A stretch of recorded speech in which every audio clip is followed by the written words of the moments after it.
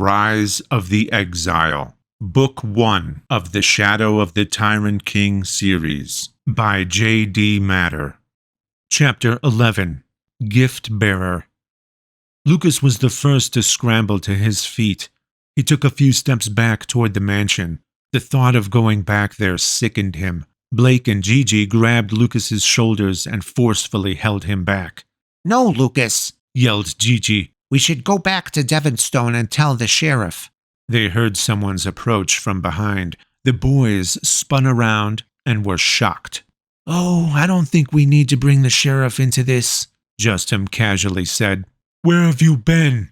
yelled Blake. "Relax." Justin had a large cloth sack slung over his shoulder. He twisted awkwardly so as to drop the heavy sack. It clanged to the ground, sounding like it was full of loose metal objects. "I told you, she had some great loot in that place." "You were in her house?" asked Lucas. "Yup, found an open window hidden beneath some vines. You should see that place. She's got to be the richest woman in the woodland realm." "Justin, do you have any idea what we've been through?" asked Lucas, amazed by Justin's indifference. Lucas furiously explained everything that happened with Rook and the Bone Horde. "Unbelievable. Sorry, but I'm glad I wasn't there. I just meant to stash this stuff and come right back. That is, until I seen you three come a-rolling down the hill." Justin casually gestured to the dirt and muck in Lucas's hair. "Looks like a rolling stone does gather moss, eh?" He was the only one laughing. Justin began rummaging through his cloth sack. "Thanks to me, looks like we got the last laugh, though." Justin pulled a rolled-up canvas from the bag. "Here, Lucas, I swiped that specially for you." Lucas angrily snatched the canvas and unrolled it. His eyes bulged. "This is an original Dovanth. It's a Varoxian landscape. Justin, do you have any idea how much this is worth?" "Millions, I spec." "That's right. I can't keep this." The painting fluttered in Lucas's shaking hands. "He's right, Justin," said Gigi. Justin delved shoulder-deep into the bag, rattling through the loot. With a grunt, he pulled out an enormous ancient book, thousands of pages thick. Its title was emblazoned upon the cover in ancient-style gold lettering, The Ways of Demogorok. "Gigi, I grabbed this book for you." Justin slammed it into Gigi's hands. He wasn't prepared for the weight and almost dropped it. "It's got all kinds of info on magic. She's got a whole library full of magic books. That one was on a pedestal, though, so I figured it was important enough to swipe." Justin was more right than he knew. The extravagant display of that book in particular was the library's centerpiece, especially designed to immediately attract the attention of anyone who entered. "A whole library full?" said Gigi as he looked longingly at the mansion. Justin's nose steered his eyes toward the source of an extremely foul odor. "Ah, Blake." Justin dove into his bag again. Blake rubbed his hands together with anticipation and smiled greedily. Justin yanked a short sword from the bag and carefully handed it to Blake. "That was mounted on the wall over the fireplace. It was a bit difficult to reach, but I managed to snatch it anyway. Don't ask how, trade secrets and all." "Wow!" Blake was pleased. His reflection looked back at him from the gleaming blade. "Hold on," Lucas interrupted their excitement. "Rook caught us sneaking out, right? As soon as she finds out that all this stuff is missing, who do you think she's going to come after? Us. What if she puts a curse on us or something?" The four boys stood silently, contemplating Lucas's frightening epiphany. The silence was broken by a gasp from Gigi. "What's that?" Gigi pointed toward Devonstone. Plumes of dark smoke rose from amidst the faded buildings. The line of smoke extended across the northern sky and mingled with the storm clouds. Devonstone was burning. Chapter 12. The Black Eagle. The storm became aggressive. Darkness swallowed the hills, and cold curtains of rain swept through. The boys were drenched and tired. They caught their breath between intermittent runs. Flickering lightning brightened their surroundings sporadically. Thunder growled deafeningly. Devonstone glowed violent orange through the rain. Always their eyes were upon the distant flamelight, their homes. They did not talk. Each of their imaginations displayed various horrors. They all had a similar thought, though. Perhaps it was Rook's doing. What if Mrs. Rook was getting her revenge? What if it was their fault? They felt pangs of guilt. They slowed as they drew nearer to Devonstone. From atop an outskirt hill, they could see the entire village splayed out before them. They halted and gazed in disbelief as bright flames jutted up, defying the harsh rain. A volley of flaming arrows rose in the western sky and arched toward Devonstone's center. It looked like hundreds of shooting stars were showering the city. Between thunderclaps, they could hear panicked screams and indiscernible commanding shouts. Another torrent of furious glowing arrows flew across the sky and mercilessly rained down, feeding the flames. The arrows kept coming as if they were a natural force, like part of the storm, relentless and uncaring. Lucas and Gigi started sobbing. Justin concentrated on every detail, trying to figure it all out. Blake was furious. His large chest heaved with each breath as he clutched his new sword tightly. "What should we do?" asked Lucas. "I'm gonna go down and see who's shooting them arrows," said Blake, "and I'll be damned if I don't gut 'em all too." He marched down the hill, and the boys scrambled after him. "Blake, don't be foolish," Justin said as he blocked his path. "Obviously, whoever they are, they could take you down with one measly arrow. It's clear they have plenty to spare. You won't even get close." "We gotta do something." "We will," Justin insisted. "But we have to be stealthy. If we're seen, we're dead." The four boys followed Justin, hunching low as they crept. Justin led them into the tallest grass, from which they barely protruded. Sometimes Justin paused and they waited while he scrutinized their surroundings before beckoning them forward. The frightening screams became more pronounced as they drew closer. They could hear the invaders barking orders. "You men, sweep through that street and flank the intersection. Round up those civilians." A flurry of hissing arrows flew overhead and disappeared deep into the town. "Hey, soldier! If he's resisting, then cut his throat and be done with it." Flames roared and crackled. Intermittent clangs of metal on metal rang sharply. More arrows whistled and whined. "Prevent the tyrant king's return!" The four boys did not dare tread any closer to the city. Justin's path led them toward the archers on the outskirts. They came close to where the fiery arrows emanated. They immediately regretted coming as close as they did. Palpable hostility was before them, which made them too afraid to continue. They squatted into a tall cluster of grass and remained silent. Still, they felt especially safe, for at least they were not in the city.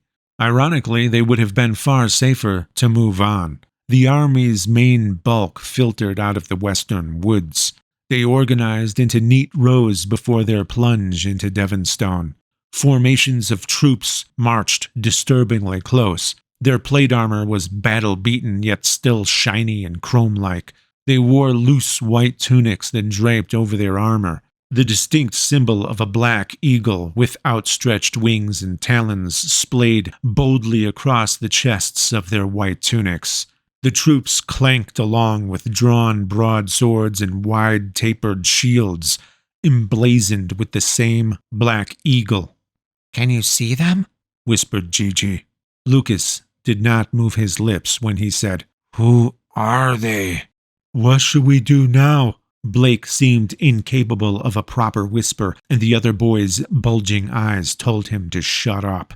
"Lie as flat as you can," Justin spoke coolly. "If we move now, they'll see us." The precariousness of their position worsened as more men filed toward them from the woods. Platoons marched by so closely that the boys could have been easily spotted if the soldiers were not so specifically fixated on the town. More endless masses of Black Eagle soldiers emerged from the dark forest and swarmed the hills. Rain clinked on their armor. The ground quaked beneath their stomping boots. Large formations gouged wide swaths through the tall grass as they marched toward the boys. There was no escape. Discovery was inevitable. They were overwhelmed. There were no more options as a line of troops marched over them. The boys covered their heads and tucked their bodies into pitiful little balls. A soldier tripped over Blake and crashed heavily. More soldiers toppled over them. It was a loud calamity as metal and flesh collapsed into a mound on the grass. "Platoon, halt!" Several men converged and helped their comrades to their feet. Then they saw what had tripped them. "Sergeant, looky here!" An enormous man stepped forward and removed his helmet, revealing a deeply scarred face. His voice was deep when he said, "They could have warned the next settlement. Good that we caught them." A soldier raised his sword and the boys collectively screamed. "No, damn it!" the sergeant yelled. "I'll not have the deaths of children on my conscience. Take them to Devonstone. Kuroth will be the one to decide if they should live or die." Several men callously yanked the boys onto their feet and pushed them toward Devonstone. Blake's sword remained on the ground, unseen. The platoon's formation surrounded them as they marched, which made escape an inconceivable notion. The boys sniveled as the thoughts of the pains of death invaded their minds. They were ghostly white and shook badly. Their frightened faces were mundane to the troops, however, for they had seen many such faces in their wake. A quick-moving squad of a dozen troops approached the sergeant. Their Black Eagle crests had red talons. There was also a special red talon symbol emblazoned upon their right shoulders. "Sergeant, Red Raiders reporting as ordered. We hear there's a difficult fugitive to apprehend." "Armand, good to see you." "Indeed, Rook is her name. Head to the top of that tall hill south of here. Hers is the only house out there. She won't come quietly, and she might be skilled in the arcane arts. Kill her if you must. If anyone is up to it, I'm sure it's the Raiders, especially with you leading them." "Thank you, Sergeant." "Move out!" The elite squad hurried south. Lucas suddenly thought of his godparents. They were fugitives as well. What would happen to them? Chapter 13. Kuroth. "Someone signal the archers. I don't feel like being skewered today. The city is under control." It did not look like Devonstone anymore. Lightning and flames threw everything into high contrast. It was primal and surreal, hardly the haven Lucas knew and loved. Troops hustled to and fro, swarming the city. Sometimes the boys slowed to gawk at rubble they once knew as a building, until a soldier pushed them forward. They marched to Devonstone's central stone courtyard, which survived the arrow's onslaught well. The wooden market stands, however, were piles of smoldering ash. Much of the city's residents were herded into the courtyard. "You four!" a soldier yelled at the boys. "Get over there!" He pushed them into the crowded plaza. They were surrounded by people they knew, but hardly recognized them for their fearful and strained expressions. Fellow neighbors cried as they frantically searched for loved ones. Lucas fruitlessly looked for his godparents. The rain was ruthless as it came down in blinding torrents. A fog of steam and smoke choked them. People constantly bumped and knocked each other over. The chaos was overwhelming. They were held in the courtyard for a long time. Throughout the night, more people were shepherded into the increasingly tight space. Rotating shifts of glowering soldiers surrounded them. Many people succumbed to weariness or injury and collapsed upon the wet cobblestone. Everyone huddled, and some actually managed to sleep a little. The rain lessened to a trickle and the sky became light gray, hinting that somewhere beyond the clouds the sun was shining. Smoke eventually cleared, revealing an empty, quiet surrounding Devonstone. The city fared well against the flames due to its prevalent masonry. Much of the fires were localized to the roofs and a few wooden buildings. When morning brought full light, a horse-drawn carriage clip-clopped past the crowded courtyard. It was pulled by 8 huge horses with knotty muscles that shifted as they trotted. The black carriage was specially reinforced to cope with the weight of whomever or whatever was inside. An elite contingent of knights escorted as it rolled past. "Look alive, men," said a random soldier. "Kuroth is here." A flurry of activity erupted. The soldiers either seemed nervous or amazed. Many troops abandoned protocol and freely engaged in excited conversation. Lucas overheard one such conversation between an archer and a swordsman. "Will we actually get to see him this time?" the swordsman said while craning his neck. "Doubt it," replied the archer. "Hey, I see Kuroth's carriage," said the swordsman. "I can't believe it. We might actually get to see him. We might actually see a living Barak." "No thanks. I'd rather not," said the archer, who sounded slightly more informed. "After all the fighting we've been through," said the swordsman, "after all the places we conquered, why would he show up at this little spit of a town that took us all of one night to seize? What's so important about this place?" "I know not," said the archer, "but I hear the queen and the princess have taken refuge here. That's probably got something to do with it." "The queen? The queen of the Woodland Realm?"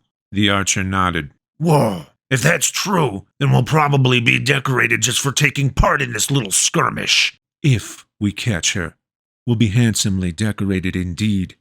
Kuroth's carriage moved onward to the library. He did not go there to read. He went there simply because the high ceilings would accommodate him.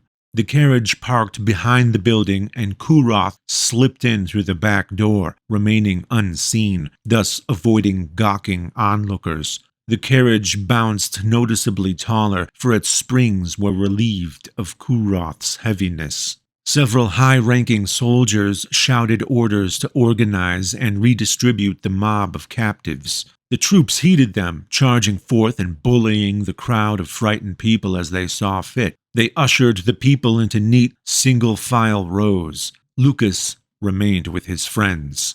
Blake was ahead of them, Gigi was second, Justin was third, and Lucas was last.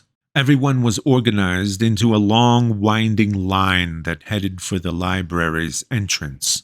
Fuga and Gretchen Leatherhide spotted their son, Blake, and shouted for him. Lucas immediately saw their resemblance to Blake, lumbering and thick-limbed. "Quiet over there!" yelled a soldier. "Stay in line!" The Leatherhides desperately wanted to embrace their beloved son, but instead were forced to stay in line, a sizable distance behind. Blake ground his teeth. He wanted nothing more than to smash heads. Gigi spotted his parents also, Tuvoy and Claudia Aridomaculum, but they were much too far to make contact with. They simply had to endure the long wait of whatever they were waiting for. Then perhaps they could be reunited, Gigi hoped.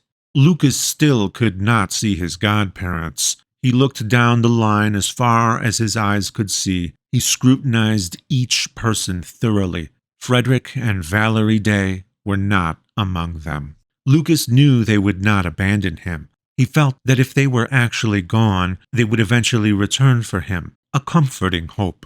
It was difficult, however, for him to suppress a palpable, persistent fear that they might be dead, a disturbing thought that opposed his hope. The line shuffled along slowly. Sometimes it stopped for a while, but it would always start moving again within minutes. Did they march toward absolution or condemnation? They had much time to contemplate that question as their once familiar library now loomed ahead. What was happening in there? What did it mean to face the infamous Kuroth? Lucas watched as some who entered the library eventually shuffled out the side door, looking relieved, which was encouraging. Lucas also noticed, however, that some who entered the building did not leave. He could not think of a way to become one of the lucky ones, for he did not yet realize the deciding factor. What quality did he possess that might foster freedom? A flash of purple hair caught Lucas's eye. He saw Meriwether leave the library. Her face was tear-streaked but relieved. What redeeming quality did she possess? She was freed for whatever reason, which made Lucas jealous. After a while of observing people enter and leave, it was apparent that all the little girls were allowed to go free, no matter how devious. They stood in line all day. The emptiness of thirst and hunger became more bothersome with each passing hour. They were denied sustenance, for Kuroth's business took priority.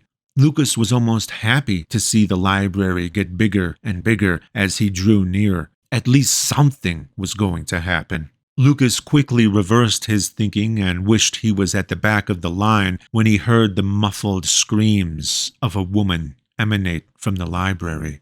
As he got closer, more screams were clearly heard.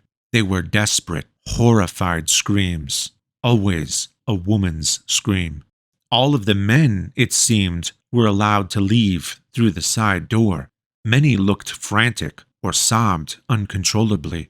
As Lucas reached the library steps, he heard something that troubled him further. There were scores of crying babies. He had a frightening realization. The people who carried babies into the building did not carry them out. It was they who were the frantic or sobbing ones, Lucas realized. Why did Kuroth want their babies? When Blake reached the door, a battle-worn Black Eagle soldier addressed him. "Listen, kid, you're about to see Kuroth. Be very respectful. If he asks you something, be honest. He'll know if you're lying. I've already seen him eat one person today. Believe me, you don't want to be dessert. Now go on in." He pushed Blake into the library's darkness. The curtains were drawn, for the light was bothersome. Kuroth stood shrouded in shadow, looking down upon the boy. Blake was not used to anyone looking down on him. When Blake's eyes adjusted to the darkness, he saw Kuroth, the infamous Barak, at last. He was a hairy creature, much taller than a man. Though wolfish, he stood on two legs, but they were like the hind legs of a wolf. His arms, however, more closely resembled a man's, but covered with long, wiry hair. He could wield the weapons of a man. His Black Eagle uniform was tailored to cope with his enormity, and his helmet was customized to accommodate his long snout. The Barak cleared his throat, as if preparing to speak. He growled slightly, and his lips threateningly rose like black whiskery curtains, revealing long white teeth. A string of drool dripped from his chin. Kuroth spoke the way a wolf would, if a wolf were intelligent enough and so inclined. Therefore he was barely understandable, for his mouth was not meant for human speech, but for tearing flesh. "He is too old." Kuroth's toothy mouth clicked and clacked as he spoke. "And so is he." Kuroth pointed a long, nailed finger of his claw at Gigi, who was next in line. "Let them go." If Kuroth based his decision on age, then it was hastened for Blake and Gigi because they towered over most other children. They were quickly ushered out the side door by a soldier. Justin stepped forward. "Your age?" 13. "What's in that bag you're carrying?" Kuroth snorted. Justin would have lied under normal circumstances, but heeded the soldier's warning. "Oh, just some silverware, a few candlestick holders, a goblet, some knickknacks." "Did you steal those things?" "Yeah, I sure did." "You don't seem afraid of me." Kuroth laughed. "I like you. Let him go." Justin bowed before he was ushered out. Then Kuroth spotted Lucas. He almost gave a command but hesitated. Kuroth stepped out of the shadows and into a shaft of dusty luminescence beneath a skylight. As he approached Lucas, the ethereal sunbeam made Kuroth look harshly accentuated and mortally terrifying. He removed his helmet and pointy ears were liberated, standing tall atop his wolf head. The Barok stepped closer with heavy, thudding steps. His toenails were long, which caused a clicking noise when he walked across the strained hardwood floor. Kuroth dropped to all fours so he could more easily stare into Lucas's eyes. His new posture made him look even more like a wolfish beast. He stared at Lucas, who winced and looked away. Kuroth's eyes were as black as holes in reality. Perhaps he found something special in Lucas, the same way Rook did. Lucas felt like his head might be torn off at any moment. How old are you? Kuroth's breath was hot and reeked of the rotting meat between his teeth. I just turned 13. The Barok put his black nose to Lucas's feet and rapidly sniffed up and down his entire body. He's too old. Let him go. Lucas could breathe again when he heard those words. After that day, it was clear that Kuroth had detained all the pregnant women, male babies, and very young boys of Devonstone. That action led to a desperate, hasty riot. The Black Eagle army expertly squelched the fighting, for they had seen many such reactions and they were well prepared for it. Kuroth and his entourage left Devonstone, taking his captives with him. They were never seen in Cree again. A legion of the Black Eagle army, more than enough, was left behind to occupy the city. A large white sign was posted in the central courtyard. It stated, "You are hereby only allowed to eat, drink, and sleep. Nothing else until further notice. The only exception is if your home is gone or damaged. In that case, you are hereby allowed to begin rebuilding. Your resistance is irrelevant. We now control nothing less than the entirety of the woodland realm. Obey any man wearing the Black Eagle symbol, or you will suffer painful consequences." Chapter 14. Varoxian Prophecy. Throughout the summer, the Black Eagle became an omnipresent force. The season was unusually hot, which added to the oppression. For the first time in memory, there was no end of summer festival. The Black Eagle did not allow large groups to congregate in the streets. Nobody felt like having a festival anyway. The occupying army's intentions remained a mystery to Lucas, as well as many other residents of the woodland realm. School began on the same day as always, which was at least some return to normalcy. Mr. Kolovenhoof pushed up his glasses as he tiredly rubbed his eyes. Since the invasion, he had worked day and night to make sense of it all. He had answers, good answers, but wondered if he should share his disturbing findings with the young students, for they had already been through much turmoil. He watched their downtrodden faces as they began to file through the door of his classroom. The children sat at their desks and looked expectantly at him. In that instant, he decided that they deserved to know why their home was attacked, but he wanted to ease them into the lesson. "Hello, class. It's good to see you," Mr. Kolovenhoof's depressed voice crackled. "As I'm sure you've noticed, none of the girls have returned to school. The Black Eagle requires girls and boys to be educated separately." Deary Thomas raised his hand. Sir, where did they go? Why can't they go to school with us? They were sent to a school in Vine Rose. I'm certain the Black Eagle is just imposing their ways upon us. They are people of the desolate mountains where boys and girls are kept separate throughout their education. Supposedly, they believe separation of the sexes helps concentration. Judging by some of the antics I've witnessed during my tenure, they might be right. "Yeah," said Blake. "Least we ain't gotta deal with Merryweather no more." Thank you, Mr. Leatherhide, for proving my point, continued Mr. Clovenhoof. Before we go any further from the subject, I'd like to acknowledge something very important. As I'm certain you all have learned, several of your fellow students did not survive the attack. I'd like to have a moment of silence for them right now.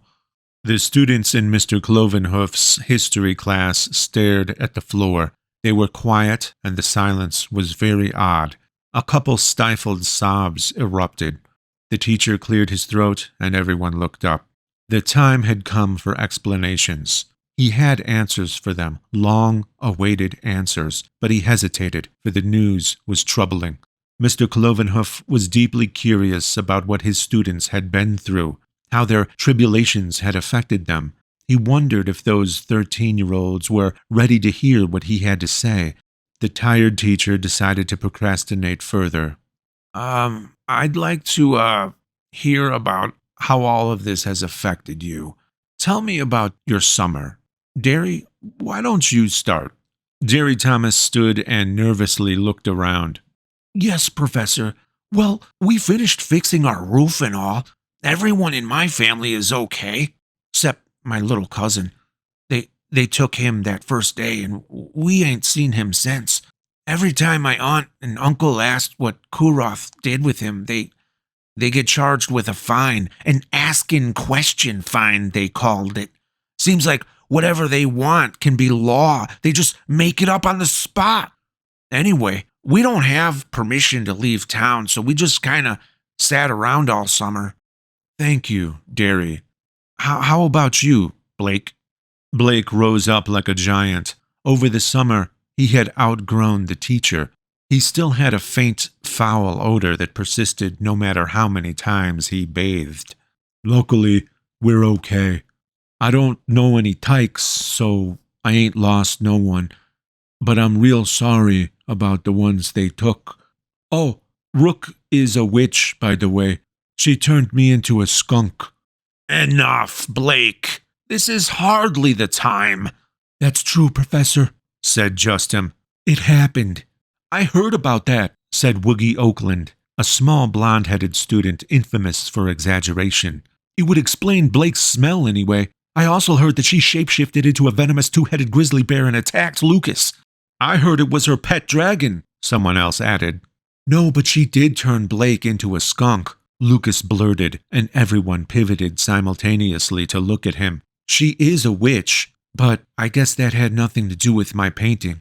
Lucas, please! Mr. Clovenhoof looked highly irritated. Times have changed. Gossiping and carrying on is no longer appropriate. This is a serious time. Oh, shut up already! Everyone gasped when Lucas yelled at the teacher. You think I don't know that? I haven't seen my godparents since the day of the attack. Justin and I have been living by ourselves at my house. I don't even know if my godparents are dead or imprisoned or what. I'm very sorry, Lucas. Mr. Clovenhoof was taken aback, but clearly sympathetic. I've, heard that they let you leave town. Can you perhaps tell us about that, and maybe about anything else you've done this summer? Yes, sir. They do let me leave to hunt. My godfather taught me how to be a good hunter. They consider me an asset, I guess, because of the food shortage. They take whatever I get. Sometimes the nicer fellas even let me take a little bit of meat for myself. Sometimes. Justin helps a lot. He's turning out to be a great hunter. That's about it. Thank you, Lucas. Anyone else have anything they'd like to share about their summer? Several other students stood and talked about their sad summers. There was a boy whose mother was taken because she was expecting.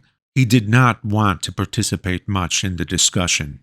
Gigi, conversely, talked speedily about his huge book on magic, The Ways of Demogorok, though he would not say where it came from. He also did not say the title. If he had, Mr. Clovenhoof would have told him to stop reading it immediately. Gigi mentioned that he attempted some basic spells and was even beginning to see some results. The class had difficulty keeping up with his excited speech. Then I attempted to levitate my father's prize beagle, Flippy. At first, I could only get his ears to float up. Mind you, he wasn't doing it himself on account of his particular breed having floppy ears. With patience, I could consistently get him to float approximately 1 foot off the ground. Once, I levitated him a full 5 feet. Unfortunately, he drifted over the dinner table and wolfed down an apple pie my mom just finished baking. Guess he couldn't resist the opportunity, so I'm not allowed to levitate the dog anymore. When I started levitating the cat, Gigi droned on for a long time. And the doctor said that my father's face should completely heal. The lacerations weren't too deep. I got into more trouble when I... Thank you. Mr. Clovenhoof had enough. We understand. Gigi looked embarrassed and sat down. Mr. Aridomaculum, I don't think it's a good idea for you to talk about magic anymore. The Black Eagle will be wary of anyone who seems persuaded by magic. Mr. Clovenhoof was done procrastinating. The class deserved to know why the Black Eagle was there. During my summer, I had plenty of time to assess our situation. I'm fairly certain of the Black Eagle's motives. Do you remember our lessons last year regarding the Tyrant King? The class nodded. Well, an old Varaxian text was recently discovered by an archaeologist named Terence Day from Atrium City. Mr. Clovenhoof noticed Lucas's recognition of the archaeologist's last name. Lucas, I don't know if he is related to your godparents. The writings he discovered were conclusively Varaxian. It's impossible for a mere woodland mortal to counterfeit their language. It was prophecy, which stated that the Tyrant King will return in the woodland realm in the form of an infant born of a woodland mother. Varaxian writings are, quite simply, infallible. So, I believe that the Black Eagle is trying to preempt the Tyrant King's return. I think they're trying to capture him while he's still an infant. But Professor, said Derry Thomas, how will they know which infant is the Tyrant King? They probably won't, which would explain why they took all the infants. The broadness of their campaign is quite disconcerting. Remember, though, the Tyrant King could do great magic. That's why I don't think it's a good idea to speak of magic anymore, and certainly don't attempt magic. You wouldn't want to become suspect, right? Mr. Clovenhoof eyed Gigi, who vigorously shook his head. Mr. Clovenhoof, said Gigi, is it true that the Queen is hiding in Cree? That's what I've heard. Then there's royalty here. A king could be born here. A tyrant king. Lucas had a realization that made him feel lightheaded. He did magic once. His painting. And according to Rook, it was powerful magic. What if his godmother was in hiding because she was royalty, or possibly the Queen herself? What if he, Lucas Archer, was the Tyrant King? Chapter 15. Collovium. After history class, Mr. Clovenhoof beckoned Gigi and Blake to remain behind while the rest of the students went on to art class. Lucas was very curious about what Mr. Clovenhoof wanted with his friends, but he was sure they would tell him. Meanwhile, Lucas and Justin were content to settle in at art class. Lucas was painting a still life of a vase, which was innocuous enough for Mrs. Leafton. Justin was keen to draw fancy maps of the western woodlands and other places he and Lucas explored while hunting. Lucas almost forgot that Gigi and Blake were not there. That is, until they walked through the door. They gave Mrs. Leafton notes from Mr. Clovenhoof explaining why they were late. Gigi ignored the art supplies, sat next to Lucas, and cracked open The Ways of Demogorok. Blake commenced his usual charcoal scribbling. Gigi, whispered Lucas. What did Clovenhoof want with you and Blake? He asked us where we live. He wished to have a meeting with our parents. Are you two in trouble? Trouble? No, I think not. I cannot fathom why he wishes to converse with our parents.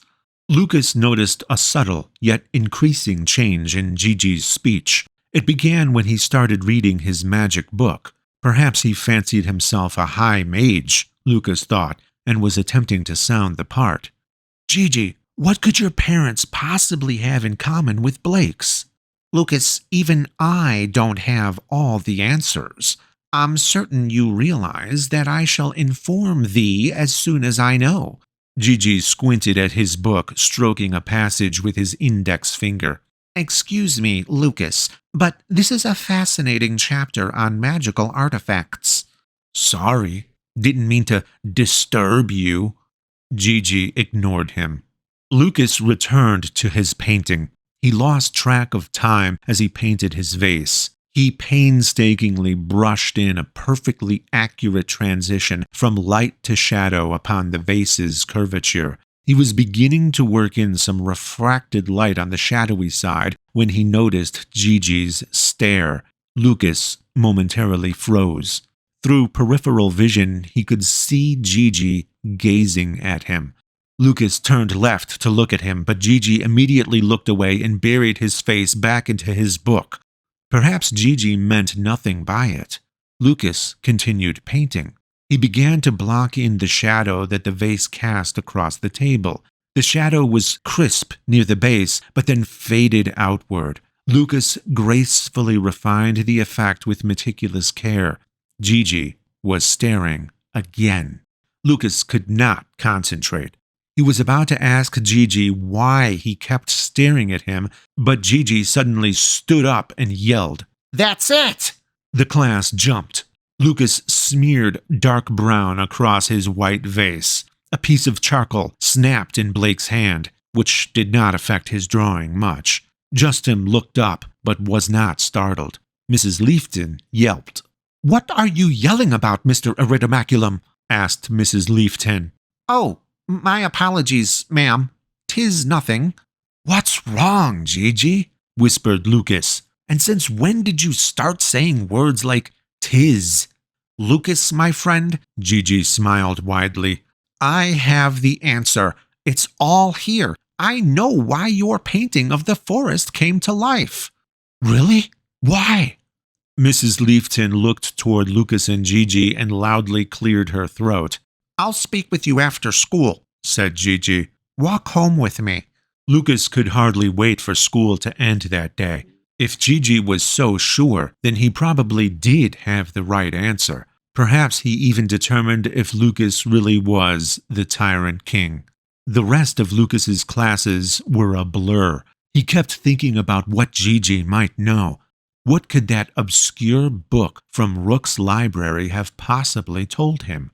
At the end of the school day, when everyone was filing out the front doors, Lucas quickly found Gigi. They both hustled away from the crowd of students. "Hey, Lucas!" Justin called, for he usually walked home with Lucas. "Where are you going?" "Go on ahead, Justin. I have to speak with Gigi for a moment." Justin looked offended and stormed away. Blake witnessed everything and decided to walk alone on his own accord. Lucas let them both go. He did not want his other friends to know that he was the Tyrant King, if indeed that was what Gigi was going to tell him. He did not want anyone to know, for they might blame him for the many problems inflicted by the Black Eagle. They turned at Ashwood Way and walked a while until they were some distance from everyone. "Okay, Gigi, what did you find out?" "This is fascinating, Lucas. Truly fascinating." "What already?" "Well, I knew that you couldn't have made that forest painting come to life on your own. That would have taken unheard of power. You must have had a very powerful wand, Lucas." "What? No, I didn't." "Yes. I was watching you paint today. I was watching your brush handling, very similar to the way a mage flicks his wand. Just as I was thinking about it, I turned to the page and saw this picture." Gigi strained as he held the heavy book open in front of Lucas's face. "Do you recognize the picture of this wand?"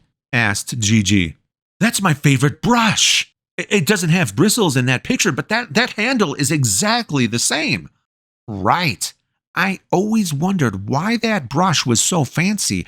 The handle was beautifully carved, which obviously took a great deal of work. I wondered why anyone would go through all the trouble to make something like that, knowing full well that paint would inevitably get all over it. The answer is that it wasn't always a brush. It was converted into a brush. Your brush was actually collovium, the great wand of Archer, the mage ambassador. My father? Yes, look at this picture. Gigi thumbed through a few pages until he found the one he had marked on page 274. The picture was of an old man standing atop a tall tower. He had a long white beard and wore a dark robe adorned with shiny golden stars. His shoes curled up at the toes. The wand was in his right hand. It was unmistakably the shaft of Lucas's brush. Below the picture, there was the caption, Archer the Great, Mage Ambassador of King Narmonius of the Woodland Realm. This picture was taken a mere 2 months before he perished in the infamous royal airship disaster over Atrium City. It was rumored that he failed to complete his life's work, a project of unprecedented proportions somehow related to the Great Secret. That's him! I recognize him! That's my dad! I haven't seen him since I was 6. Gigi could not help but smile as Lucas excitedly hoarded the book. In their excitement, they failed to realize such a picture was not nearly old enough to be found in a book so ancient. Lucas, what happened to that brush? Where is it? Lucas gazed blankly and then squinted, concentrating. I don't know. That was also the first day of school, 1 year ago today. Weird. That day was so hectic, I must have dropped it when Merriweather pounced on me. I just haven't thought about that brush until now. But it was your favorite brush. I've got 1,000 favorite brushes. We should discuss the meaning of favorite. We've got to find that brush. Wand. Gigi. Gigi became more excited, and each word he spoke seemed louder than the previous. Its power must be immense. I can't even begin to imagine the magic you'll be capable of doing. Maybe that's why Rook seemed afraid of you. It took unbelievably powerful magic to bring that forest painting to life. If you learn how to wield it properly, the Black Eagle wouldn't stand a chance against magic of that magnitude. Someone large grabbed Lucas and Gigi from behind and vigorously spun them around. That's real interesting, said an oafish-looking Black Eagle soldier. Lucas felt like his heart leaped into his throat. From the look of Gigi's pale face, it was clear he felt the same way. There were 4 Black Eagle soldiers who had gone unnoticed while Lucas and Gigi were lost in their excited discussion. It was easy for the soldiers to silently approach them from behind and hear Gigi's exuberantly spoken assessment of the wand and of its possible use against the Black Eagle. The largest of the soldiers paced around them, examining them from head to toe.